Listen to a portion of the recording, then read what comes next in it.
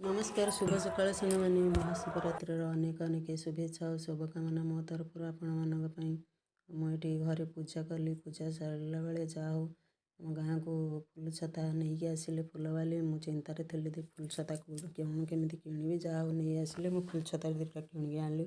ତ ମୁଁ ଏଠି ଭୋଗ ଚାଙ୍ଗୁଡ଼ି ସବୁ ସଜାଡ଼ି ସୁଜଡ଼ିକି ରଖିଥିଲି। ତାକୁ ଫୁଲ ଛତା ନେଇକି ଆସିକି ତାପରେ ମନ୍ଦିରକୁ ଆସିଲୁ। ଆମେ ମାନେ ମନ୍ଦିରରେ ଭିଡ଼ ହେଇଗଲାଣି, ସମସ୍ତେ ପଳେଇ ଆସିଲେଣି, ନନା ବି ପଳେଇ ଆସିଲେଣି। ନନା ଆମର ମନ୍ତ୍ର ପାଠ କଲେଣି ଆସିକି।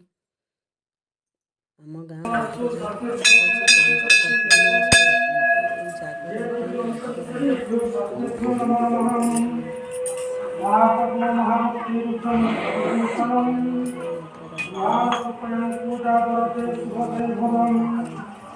ମନ୍ତ୍ର ପାଠ ଆଣିକି ଚଢ଼େଇବା ପାଇଁ ଦେଲି ନନାଙ୍କୁ। ଦୀପ ବି ଲଗେଇଲେଣି। ଆମ ଗାଁର ଦେଶ ପାଇଁ ମନ୍ଦିର ଭିତରେ ଯେଉଁ ଦୀପ ଲାଗେ, କିନ୍ତୁ ଆମେମାନେ ଯେଉଁ ନିଜେ ନିଜେ ଦୀପ ଆଣିଥାଉ ବାହାରେ ସବୁ ଲଗେଇଥାଉ। ମୁଁ ସନ୍ଧ୍ୟାବେଳୁ ଆପଣମାନଙ୍କୁ ଦେଖେଇବି ଆମ ଗାଁରେ ପ୍ରସାଦ ସେବନର ବ୍ୟବସ୍ଥା ରହିଛି। କ'ଣ କ'ଣ ସବୁ ପ୍ରସାଦରେ ସବୁ ତିଆରି ହେଇଛି। ଆମ ଗାଁରେ ଯାହା ହଉ ସବୁ ଅଛି, ଏତିକି ଅଛି, ସବୁ କାମ ମିଳିମିଶି ସବୁ ତୁଲେଇ ଦେଇଥାନ୍ତି, ସବୁ ସୁରୁଖୁରୁରେ କରିଥାନ୍ତି। ସମସ୍ତଙ୍କର ମନ ଏକତା ହିଁ ଥାଏ। କଥାରେ ଅଛି ଏକତା ହିଁ ବଳ। ଯଦି ସମସ୍ତେ ଏକ ହେଇଯିବେ ନା, ସବୁ କାମ ସୁରୁଖୁରୁରେ ହୋଇଯାଇଥାଏ। ମୁଁ ଆପଣମାନଙ୍କୁ ଦେଖେଇବି ନେକ୍ସଟ ଭିଡ଼ିଓରେ।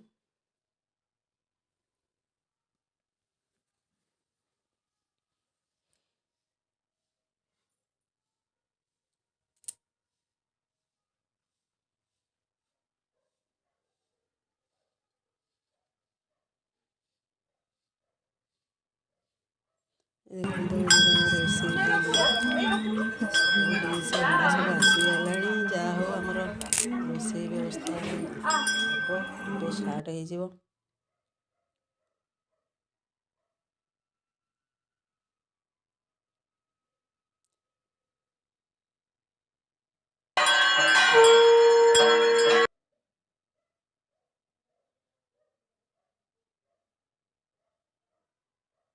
ମାନେ ଆମର ଏବେ ଆଳତି କରିଲେଣି। ଘଣ୍ଟ ଶଙ୍ଖ ବଜେଇକି ଆଳତି ହେଇଗଲା। ତାପରେ ସମସ୍ତେ ଆଳତି ପାଇବେ। ଦେଖିବେ ଆପଣମାନେ ଆଳତି ପାଇଁ ସମସ୍ତେ ରହିଲେ। ଓମ୍ ନମଃ ଶିବାୟ, ହର ହର ମହାଦେବ।